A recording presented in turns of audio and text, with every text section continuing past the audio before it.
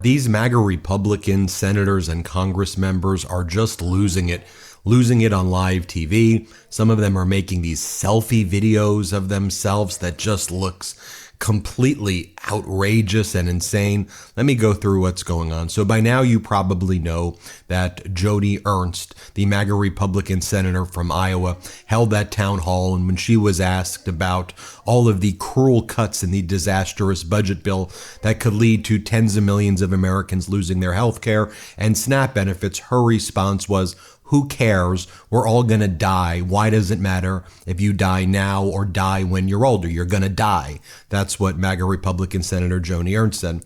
So then yesterday, she made a selfie video of herself, I kid you not, walking in a cemetery and then telling people, "You're going to die, you're going to die. And if you want eternal salvation, go follow Jesus Christ, but you're going to die."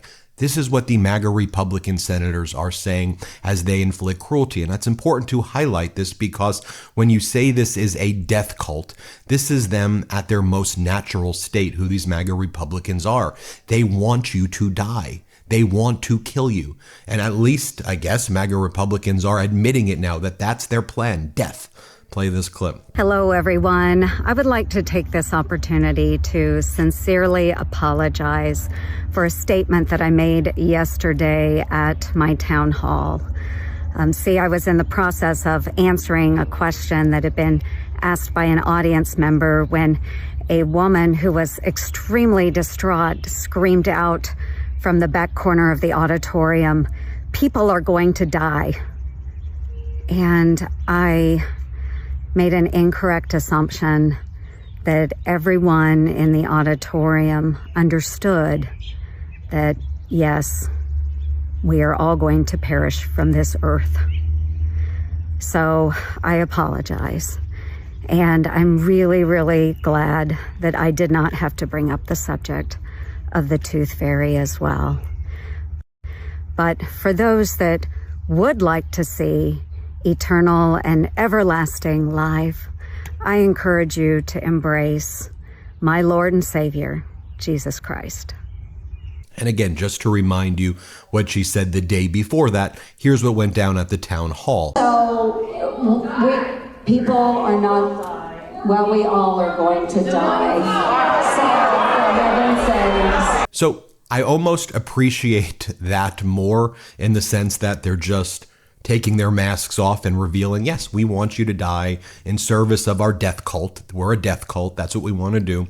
You know, on the other hand, you have MAGA Republicans like this guy, MAGA Republican Congress member Gill. And he goes out there and he goes, actually, the big budget, beautiful bill, it's actually going to save us money. Just think about it.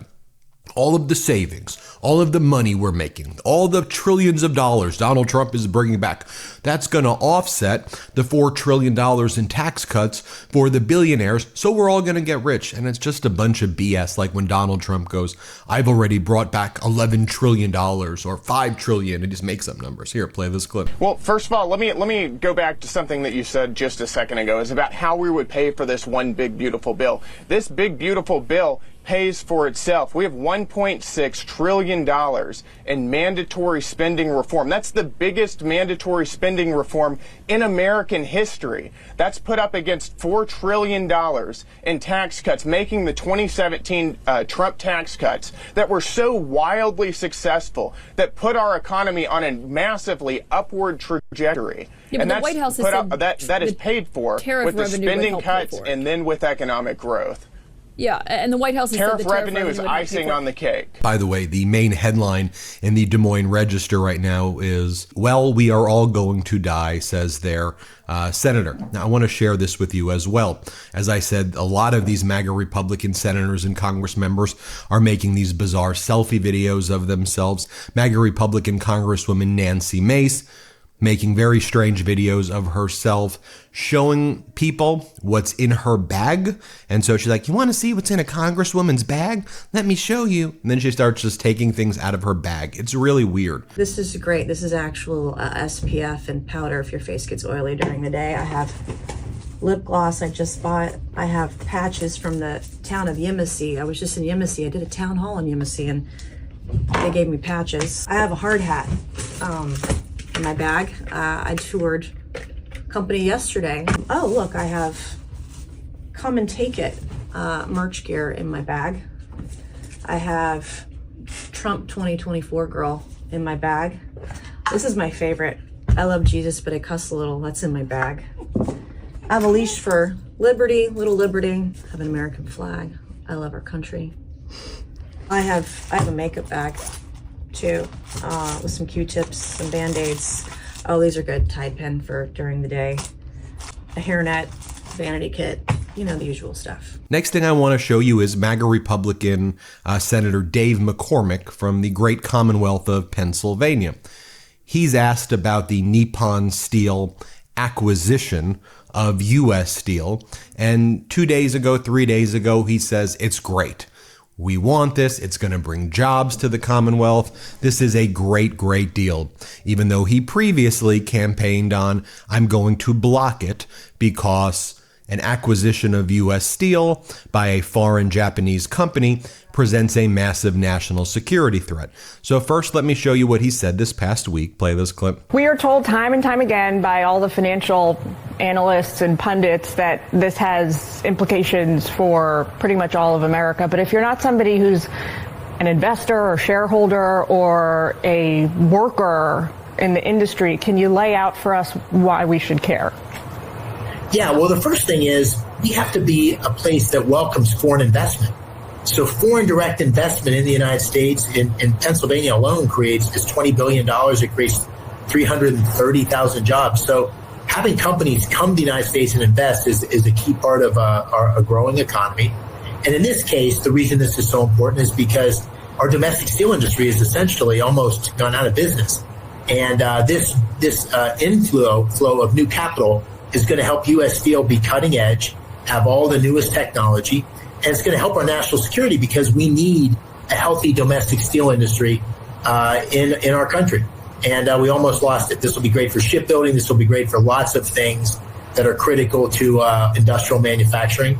And as I said, it's a great driver for economic growth and great jobs. Now, when he was running for the Senate, he had a very different tune. He said he would block it, and he said it was a very dangerous thing. Play this clip. Because of the national security implications. So we need to have a domestic steel industry. It's one of those industries that are most critical to our national security. And so we learned during COVID, when our pharmaceuticals were dependent on the outside world, semiconductors, that we need to have critical industries like steel that are made here at home. So the government should or should not block Nippon Steel taking U.S. steel? I said it should block. The government should block it on national security grounds. So what also is going on there is that these MAGA Republicans are now saying, they're lying, and they're saying, actually, it's not an acquisition. It's just an investment. And Nippon Steel is not acquiring U.S. Steel. It's investing in it, and it's just going to be under U.S. control. Well, that's entirely false. The deal hasn't changed since 2024, but Donald Trump goes and he speaks to the steel workers who are at the U.S. Steel factory, and he lies to them. He goes, you're all going to get $5,000 bonuses. It's not going to happen. He says that U.S. Steel is still going to be in control. That's not going to happen. One of the big issues that the United Steel Workers Union is worried about is that all of the commitments that Nippon Steel claims it's making, it's actually to add additional money to their other factories in the United States. And Nippon Steel has been known to favor non-union shops and has been known to engage in a lot of layoffs and doesn't seem to care about American labor laws. So that's one of the big issues. And there's also the national security threat. But when we talk about national security threats, the biggest national security threat is the Trump regime in general right now. I showed this video yesterday, but it's worth repeating here today to show you what these MAGA Republicans are doing, specifically Trump's cabinet. With the election in Poland taking place, there is one candidate for the presidency who is backed by Vladimir Putin. That individual's name is Karol Nawrocki. Karol Nawrocki wants to turn Poland into a satellite nation of Russia, a Putin pawn, a Putin puppet. puppet. On the other hand, there's a pro-European Union centrist candidate who's the mayor of Warsaw. Well, Donald Trump and CPAC, the Conservative Political Action Committee, have been holding events and conferences over the past week in Hungary and in Poland where they platform the Trump cabinet members to try to influence the elections to vote for the Putin candidates.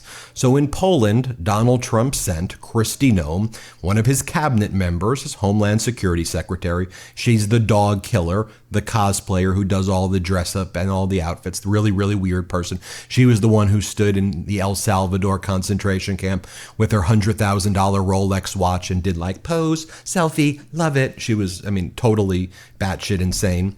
But here's Kristi Noem going to Poland to try to interfere in their elections, telling people to vote for the Putin candidate. Watch her. The U.S. Secretary of Homeland Security, Kristi Noem, said that Karol Nawrocki should be the next president of Poland. Speaking at the CPAC conference in Rzeszów in Poland's southeast, Noem also criticized his runoff rival and Warsaw mayor, Rafał Trzaskowski. I just had the opportunity to meet with Karol, and listen, he needs to be the next president of Poland. Do you understand me? It matters who's in charge. I have watched over the years as socialists and people that are just like this mayor out of Warsaw, that is an absolute train wreck of a leader, have destroyed our countries because they have led by fear.